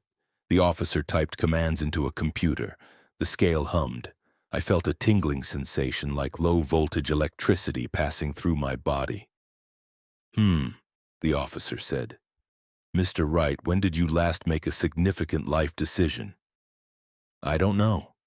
This morning? I chose to take I-5 instead of Highway 99. "No, I mean a significant decision. One that altered your future, one that changed who you are fundamentally." I thought about it. Maybe 10 years ago, when I decided not to retire, my wife wanted me to stop driving. I chose to keep working. That's what we're seeing. You lost 47 pounds 10 years ago. The weight of the choice you didn't make. That doesn't make sense. Every significant decision has weight. Literally, physical weight. When you choose between two life paths, the path you don't take still exists as potential, as possibility. That possibility has mass. Most people carry that mass with them, the weight of their unchosen lives, but sometimes the weight gets too heavy. So it falls off. It separates from the person. You're missing 47 pounds of unchosen life. Where did it go? We don't know. That's why we stopped you. Unchosen lives don't just disappear, they go somewhere. And when they accumulate, they can become problematic. He showed me images on his tablet, photos of people, except they were doubled or tripled, multiple versions occupying the same space, slightly out of phase. These are individuals whose unchosen lives didn't fall off. They're carrying all their possible selves simultaneously. Eventually, the weight becomes too much. They collapse. All their possibilities converge at once. They become quantum superpositions, neither alive nor dead, neither one person nor many. Just overlapping probabilities. That's insane. It's physics. Every choice you make creates a branch in reality. Most branches are small, insignificant. But major life choices, career, marriage, children, location, those create heavy branches. Most people can carry a few heavy, unchosen lives, but some people lose them. The weight falls off, and those unchosen lives continue existing somewhere else. We measure that weight here. We track it. We try to find it before it becomes dangerous. Dangerous how? He didn't answer. Instead, he led me to another room. This one had a window. Through it, I could see a cell. And inside the cell was a person, except they weren't quite a person. They were shifting, blurring. One moment, a man in his 30s. The next moment, the same man in his 60s. Then a woman who looked similar. Then children who had his eyes. That's Gerald Morrison, the officer said. He lost 123 pounds of unchosen lives over the course of 15 years. Those lives accumulated in a specific location, his childhood home. Last year, he visited that home for the first time since leaving at 18. When he entered the house, all his unchosen lives reconnected. They merged with him. Now he's living all his possible lives simultaneously. He's married to 4 different people, has 7 different careers, died in 3 different ways, but he's still alive, still conscious, still aware of all of it happening at once. The person in the cell looked at me. Their eyes were wrong. Too many eyes. Overlapping. Staring from different angles simultaneously. We keep him contained because he's unstable. Reality bends around him. People nearby start experiencing probability bleeding. They see their own unchosen lives. Sometimes they merge with them involuntarily. You're saying my unchosen life, the one where I retired, is somewhere? Yes. 47 pounds of Thomas Wright, who retired 10 years ago, who stopped driving, who spent more time with his wife. That version of you still has mass, still has presence, and it's somewhere along your regular route. How do you know? Because this isn't the first time you've triggered our sensors. You've passed through this way station 137 times in the last 10 years. Every time, you're missing the same 47 pounds. That means the unchosen life isn't following you, it's stationary, somewhere you pass regularly. I felt cold. What happens if I encounter it? Depends. Sometimes nothing. You pass through the location where your unchosen life exists and feel a moment of dissonance. Déjà vu. A feeling that you've made a wrong choice. Most people experience this regularly and ignore it.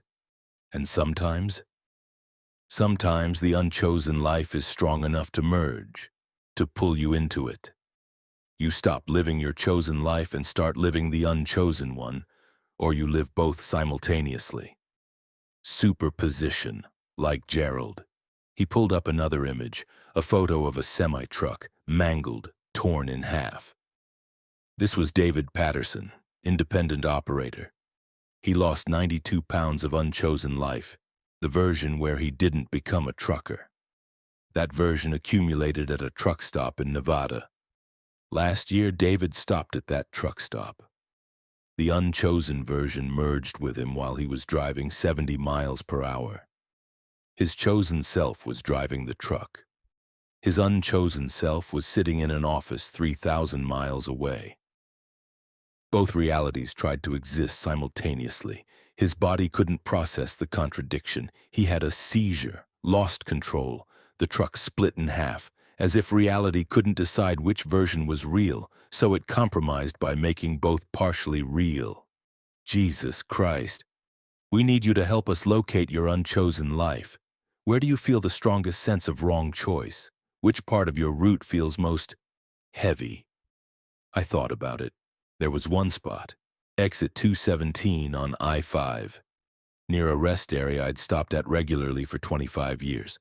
3 years ago, I'd stopped going there, couldn't explain why. It just felt wrong, like I shouldn't be there. Exit 217, I said. The rest area. The officer nodded. That makes sense. A place you frequented before the choice. A place the unchosen version of you would still frequent. Your unchosen life is there, living at that rest area, still stopping every week like you used to. That's insane. Is it? Think about it. You made a choice to keep driving instead of retiring. But part of you, 47 pounds of you, wanted to retire. That part separated. It went to the place where you felt most like a trucker, the place that represented your identity, and it's been there ever since. Existing. Waiting. Waiting for what? For you to return. Unchosen lives want to merge with their origin. They're incomplete. They know they're just possibilities. They want to become real. If you go to that rest area, your unchosen life will try to merge with you. So I just never go there. Problem solved. It's not that simple. Unchosen lives grow. They accumulate more weight over time. Your unchosen retirement life has been at that rest area for 10 years. It's not just 47 pounds anymore. It's been living, making its own choices, creating its own unchosen branches. It might weigh hundreds of pounds now. And when it gets heavy enough, it starts to move, to seek out the origin, to hunt you. Hunt me? We've had cases where unchosen lives tracked their origins across thousands of miles. They're not conscious in a traditional sense, but they're drawn to their source, magnetically, inevitably. If your unchosen life is heavy enough, it will eventually find you, no matter where you go. What do? 2 options. 1. We go to the rest area together. We locate the unchosen life.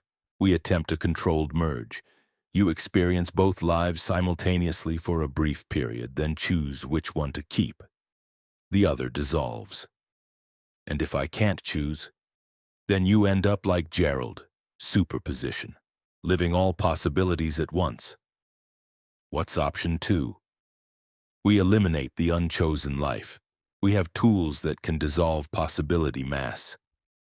But there's a cost. When we eliminate an unchosen life, we eliminate that possibility from reality. You'll never be able to retire, ever. The choice will be gone. You'll drive trucks until you die. There will be no alternative future available to you. I sat in silence for a long time. Both options were horrifying. Finally, I said, "Let's go to the rest area. I need to see it. See what I gave up." We drove there in a Department of Probability vehicle. That's what the officer called it. Said his organization measured and tracked unchosen lives. Most people never knew they were being monitored. Most people's unchosen lives were small enough to ignore. Exit 217.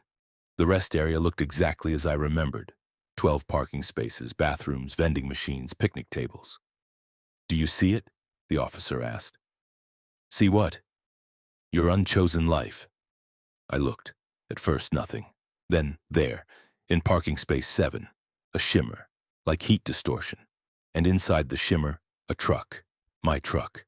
An older model. The one I'd been driving 10 years ago. And standing beside it, me. Older, grayer. Wearing civilian clothes instead of driving gear. He was stretching, looking around, acting like he was on a road trip, not working, traveling for pleasure. "That's you," the officer said. "The Thomas Wright who retired, he stops here every week, part of his regular route when he drives to visit his grandchildren." I don't have grandchildren. He does. You chose driving. He chose family. Your wife died 5 years ago. His wife is alive. You're alone. He has 4 grandchildren. I watched my unchosen self walk to the vending machine, buy a coffee, sit at a picnic table, and read a book. He looked peaceful, content, like he'd made the right choice. I want to merge, I said. Are you sure? I need to know what I gave up. The officer pulled out a device, pointed it at the shimmer. This will temporarily increase your probability overlap. You'll exist in both timelines simultaneously for approximately 30 seconds. Then you'll need to choose which one to solidify. He pressed a button. The world doubled. I was standing beside the DOT vehicle. I was also sitting at the picnic table. I was Thomas Wright, the trucker. I was also Thomas Wright, the retiree. I remembered everything. Both lives, 29 years driving, 10 years retired. My wife's death from cancer, my wife's survival after treatment, the loneliness of the road, the warmth of grandchildren. Both lives were real. Both were me. Both had happened, but they couldn't both continue happening. Choose, the officer said from very far away. The trucker life was familiar, safe. I knew how to do it, knew who I was in it. The retired life was foreign, frightening. I didn't recognize the grandchildren's faces, didn't remember their names, but I could feel the love there, the connection. I can't choose, I whispered with both mouths. You have to. In 10 seconds, the overlap becomes permanent. You'll become superposition. You'll live both lives forever, unable to settle on one reality. 5 seconds, I was driving on I-5. I was also sitting in my daughter's living room watching cartoons with my grandson. 3 seconds, I was alone in my truck cab. I was also surrounded by family. 1 second. I chose. I'm writing this from a cell in Building 9. I chose wrong. Or maybe I chose right. I can't tell anymore. I exist in superposition now. I'm driving my route and I'm retired. I'm alone and I'm with family. I'm 62 years old and I'm 72 years old. I'm alive and I'm dead. They tell me I'll adjust, that some people learn to navigate superposition, learn to switch between lives consciously instead of experiencing them simultaneously.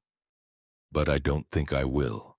I think I'll be here forever, in this cell, living every possible version of Thomas Wright at once.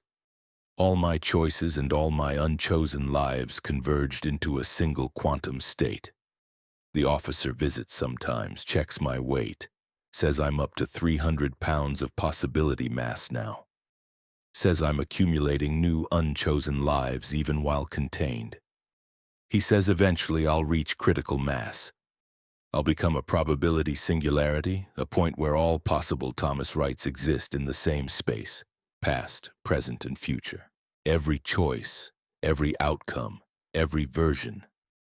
He says when that happens, I'll either collapse into a single definitive timeline or I'll disperse entirely. Become pure possibility, no longer a person, just potential, just the weight of choices unmade. The scale in my cell updates constantly. 340 pounds, 360, 400. I'm getting heavier or lighter. I can't tell the difference anymore. Story 7. The highway that digested. My truck was sinking, not through the pavement, into it. The asphalt was soft, warm, and pulling me down with the slow inevitability of quicksand. I'd been stuck for 3 hours and I'd sunk 18 inches. My name is David Okonkwo, 34 years old, driving refrigerated pharmaceuticals for Covenant Transport. I'd been traveling south on Highway 287 through Texas when my right front tire punched through the road surface. Not a pothole. The asphalt just gave way like puncturing the surface of pudding. I'd tried to accelerate out. The engine roared, tires spinning, but instead of pulling forward, I sank faster. The asphalt wasn't solid anymore. It was viscous, liquid, and it was eating my truck. I called 911. The operator said they'd send help, That was 2.5 hours ago. No help had arrived. I tried to climb out of the cab, opened my door. The ground outside wasn't ground. It was a smooth, flat surface of asphalt that rippled like water when I looked at it. When I tried to step onto it, my boot sank 3 inches. I pulled back. The asphalt came with it, stretching like taffy, trying to pull me in. I slammed the door.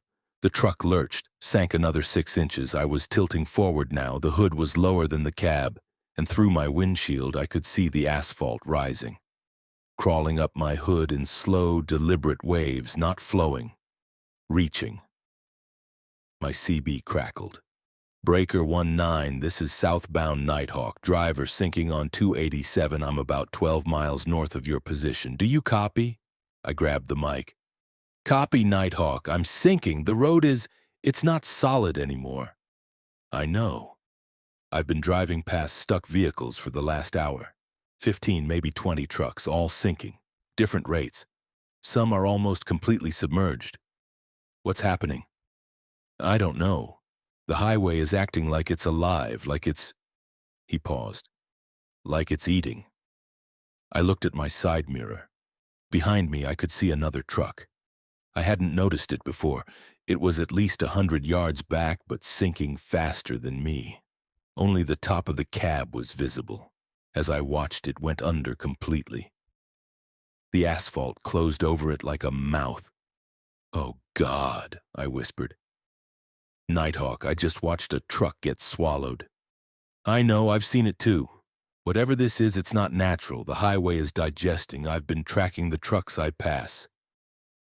The ones that went under first, their positions are moving, slowly, like they're being pulled along underground, southward, toward something. Toward what? I don't know, but I've been following the pattern. All the trucks that got stuck, they all share something in common. They're all carrying specific cargo types. Refrigerated goods, chemicals, fuel, nothing dry, nothing inert. Only materials that have chemical potential energy. My cargo is medical, insulin, vaccines, blood products, temperature controlled. Exactly. The highway is consuming high-energy cargo and the trucks carrying it.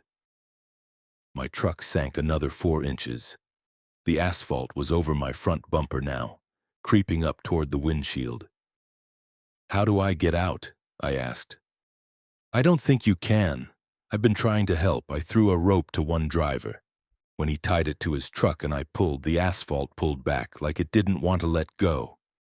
The rope snapped. High tensile steel cable, it snapped like thread. There has to be something. There is. But you won't like it. The cargo. You need to jettison it. Get it off your truck. Once the high-energy material is gone, the highway loses interest. I've seen 2 drivers do it. They opened their trailers, pushed the cargo out. The asphalt consumed the cargo but released the truck. I looked back at my trailer. $30,000 worth of medical supplies. Life-saving insulin. Vaccines. If I dumped it, people would die from the shortage. I can't, I said. People need this cargo. Then the highway will consume you with it. The asphalt touched my windshield. I watched it spread across the glass like mold, thick, black, opaque. It blocked my view completely in seconds, and then I felt movement. Not sinking, sliding. My truck was being pulled, dragged through the asphalt like it was water. I couldn't see where. The windshield was covered, the side windows were covered. I was inside a bubble of asphalt being transported. Nighthawk, I shouted into the CB. I'm moving. The highway is pulling me somewhere. I see it. Your truck just went under. You're moving. Jesus, you're moving fast. 20, 30 miles per hour underground. I could hear it. A wet sliding sound, pressure against the cab. The asphalt wasn't just surrounding me. It was moving me. Deliberately, like I was being swallowed, like I was traveling through a digestive tract. The temperature was rising. I checked the gauge, 90 degrees, 95, 100. The asphalt outside was generating heat, or conducting heat from somewhere ahead. Nighthawk, temperature is rising, 105 degrees, 110. You're headed south toward... There's something on my map, an anomaly, 20 miles south of your original position. It wasn't there this morning. Now it's showing as I don't know what to call it. A thermal mass. An infrared hotspot the size of a football field. What is it? I think it's where the highway is taking everything, all the trucks, all the cargo. It's all being transported to a central location, some kind of collection point or stomach. 115 degrees, 120. I was sweating. The air in the cab was getting thick, hard to breathe. And then the movement stopped. For a moment, nothing happened. Just heat and darkness and the sound of my own breathing. Then the asphalt began to recede, peeling away from the windshield like a curtain. Light returned, red light, flickering. I could see outside. I was in a cavern, except it wasn't underground, it was inside the highway. The walls were asphalt, but they were moving, pulsing, like living tissue. The red light came from cracks in the walls where something glowed beneath. Not fire, something else, something organic. And the cavern was full of trucks, dozens of them, all partially submerged in the asphalt floor. All tilted at different angles, all with their trailers torn open, cargo spilling out. The asphalt was consuming it, wrapping around pallets of goods, pulling them down, breaking them apart at a molecular level. I watched a pallet of frozen meat dissolve. The asphalt touched it, and the meat just stopped being solid, became liquid, then gas, then nothing. The energy was being absorbed directly into the highway. "It's eating," I whispered. "The highway is actually eating." My CB crackled, but it wasn't Nighthawk. It was a different voice, weak, exhausted. "You're in the stomach. We're all in the stomach." "Who is this?" "Gerald Kovacs. I've been here for 6 days. My truck was the first one taken. I've been watching the highway consume cargo, watching it grow." "Where are you?" "Cab 3, blue Freightliner, 20 yards to your left." I looked. Found it. The cab was barely visible, mostly submerged. I could see a face in the driver's window, gone, hollow. "Why are you still here?" I asked. "Can't leave." "Tried. The asphalt won't let drivers go, only the empty trucks. Once the cargo is fully consumed, the trucks get regurgitated, pushed back up to the surface. But the drivers stay. We're part of the feeding process." "That doesn't make sense." "The highway doesn't want the trucks, it wants the cargo, but it needs us to deliver more. It's keeping us alive, feeding us. Look at your dashboard." I looked. There was something on my passenger seat, a container. I didn't remember it being there. I opened it. Food. Not normal food. It looked like asphalt, but softer. Edible. It smelled like everything. Meat and fruit and bread all at once. "Don't eat it," Gerald said. "Once you eat it, you become part of the highway. Your biology changes. You start being able to digest the asphalt food. And once you can digest it, you can't digest normal food anymore. You become dependent, trapped." "How long can I survive without eating?" "I lasted 4 days, then I gave in. Now I've been here 6 days total, and I can feel it. The highway isn't just feeding me, it's changing me. My skin is getting darker, rougher, like asphalt. My fingers are losing definition, merging together. I think the highway is converting me, slowly, turning me into part of itself." I looked at his cab again. His face in the window looked less like a face now, more like a suggestion of a face. A face-shaped shadow in the glass. "How many other drivers are here?" I asked. 11. We all arrived at different times. The first one, driver named Sarah Chen, she's been here 3 weeks. She's barely human anymore, mostly asphalt. She doesn't talk, just sits in her cab and, I don't know, exists. As part of the highway, my truck lurched, sank deeper. The asphalt was up to my door handles now. "It's starting to consume your truck. Gerald said. Once it finishes with your cargo, it'll do your truck. Then you'll be sitting here like the rest of us, waiting to be converted. No, I said. No, I'm not accepting that.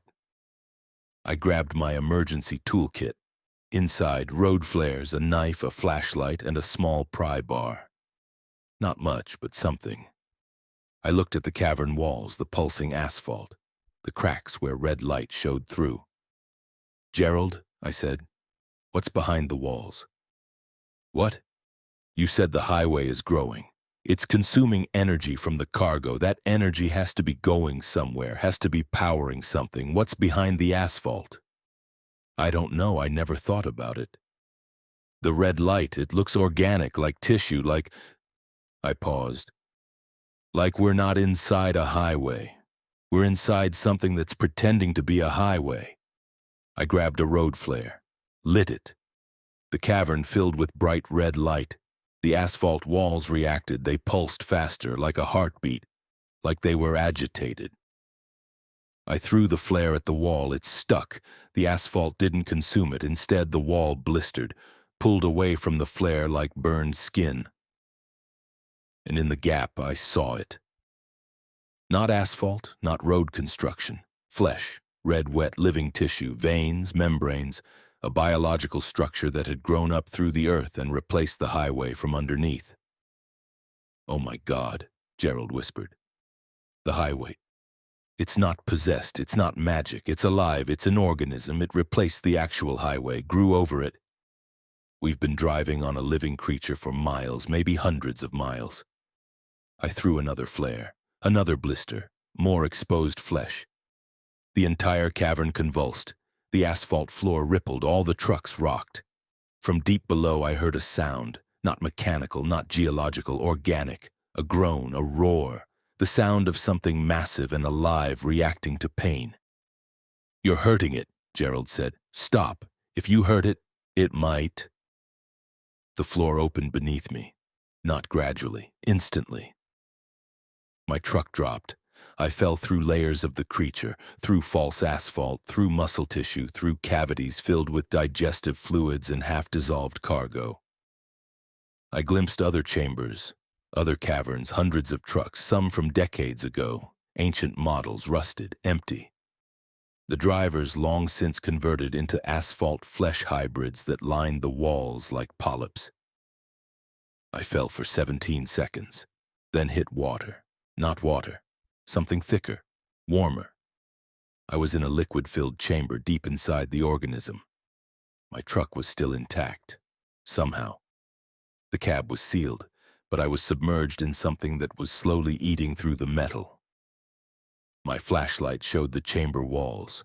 They were lined with openings, pores, each one releasing more digestive fluid.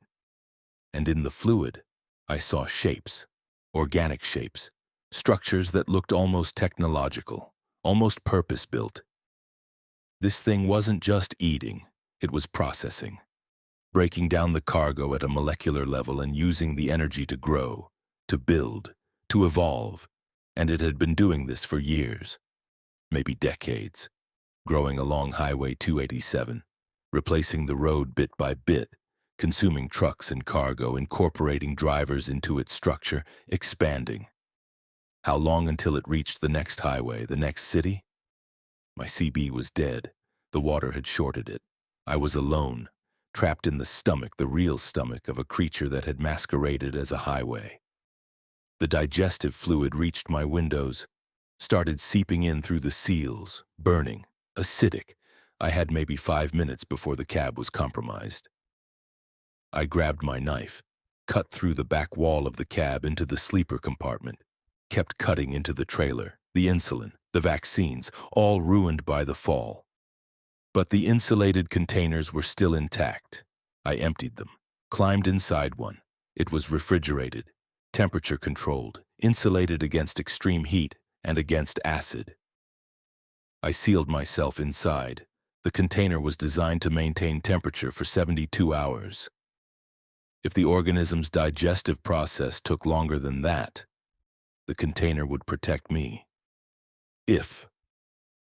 I felt the truck dissolve around me.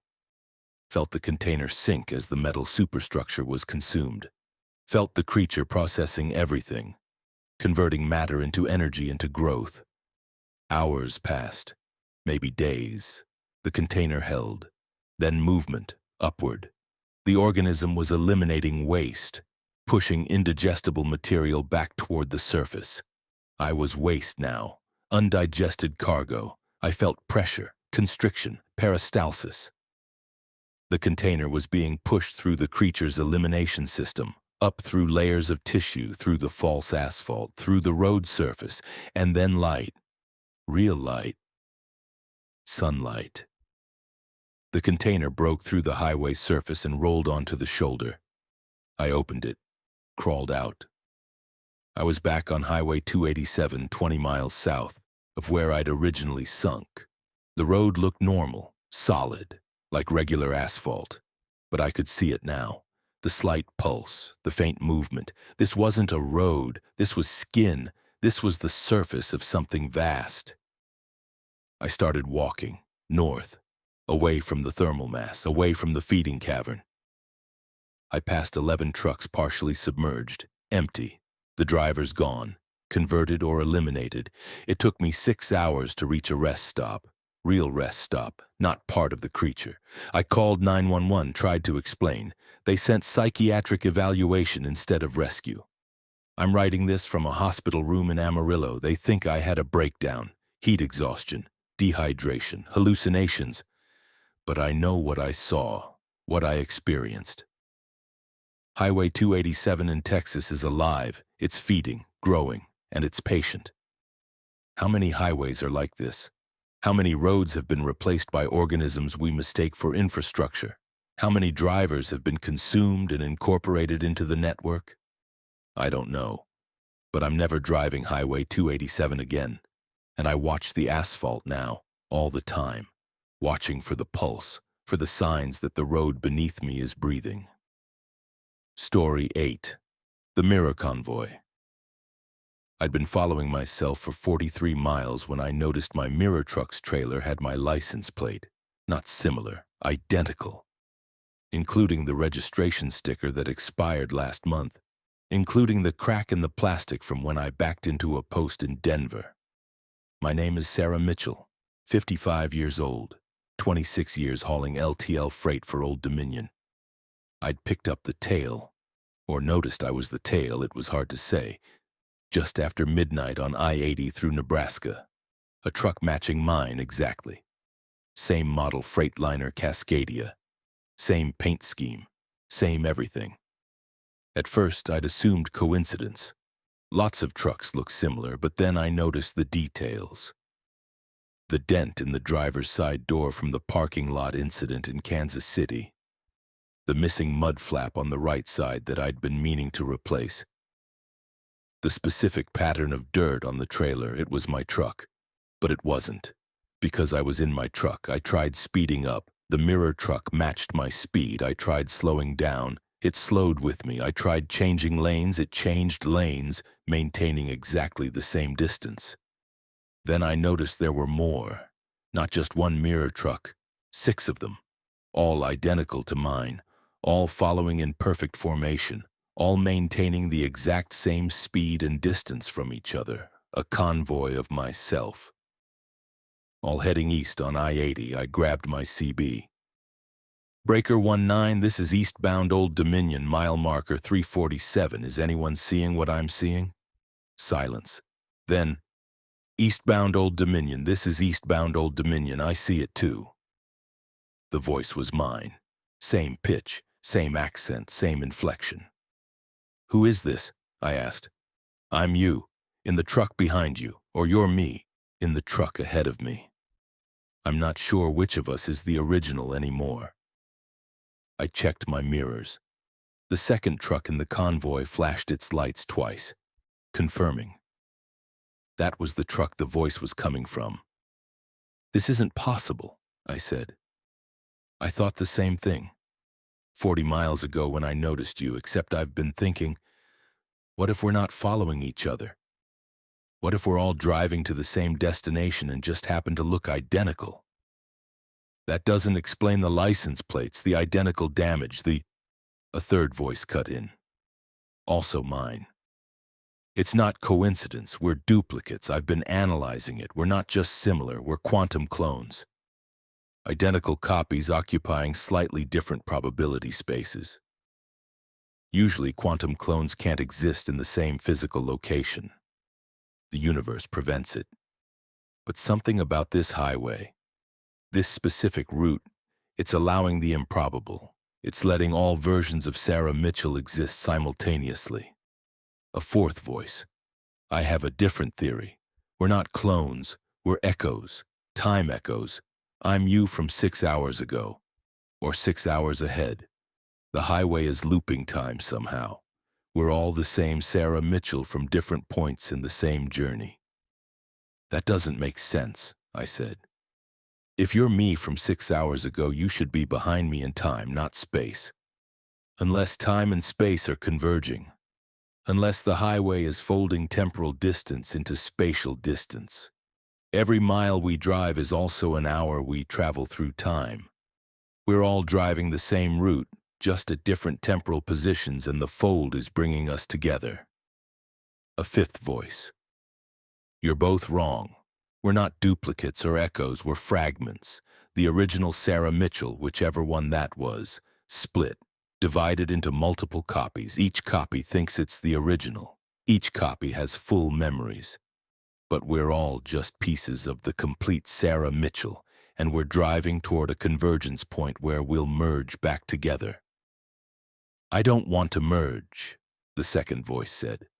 I'm a complete person. I have my own thoughts, my own identity. You think you do. But if you're a fragment, your completeness is an illusion. You're missing pieces and don't realize it. We all are. That's why we feel compelled to stay in formation. We're drawn to each other, trying to become whole again. I looked in my mirrors. 7 trucks now.